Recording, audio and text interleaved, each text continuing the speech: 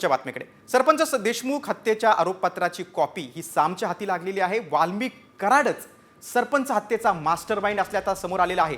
सीआयडीनं 1500 पानांचं आरोपपत्र कोर्टात दाखल केलेलं आहे।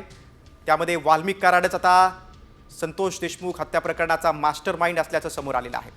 बघा, सरपंच हत्येतील आरोपपत्र एक्सक्लुझिव्ह बातमी तुमच्याकडे। आरोपपत्राची कॉपी सामच्या हाती लागलेली आहे। यामध्ये संतोष देशमुख हत्या प्रकरणाचा मास्टरमाइंड वाल्मिक कराड, जो मंत्री धनंजय मुंडेंचा निकटवर्ती आहे, तोच या सर्व हत्येच्या मागचा, खंडणी प्रकरणाच्या मागचा मास्टरमाइंड असल्याचं तपासात समोर आलेलं आहे।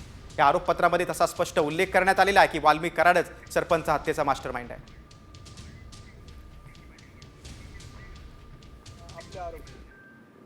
आम्ही पहिल्या दिवसापासून आरोप करत होतो की याचा मास्टरमाइंड, याचा करता करविता हा वाल्मिक कराडच आहे पहिल्या दिवसापासून।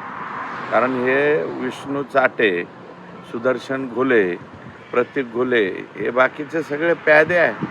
हे वापरून घेणारा आणि वापरणारा एकमेव व्यक्ती म्हणजे वाल्मिक कराड। आणि त्याच्यामुळं वाल्मिक कराड हा 100% यातला मास्टरमाइंड आहे हे मी पहिल्या दिवसापासून म्हणत होतो।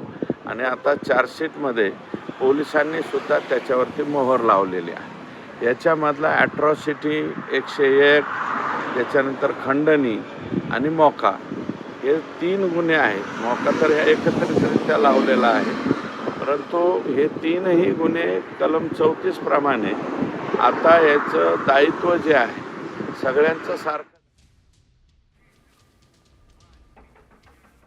याच्या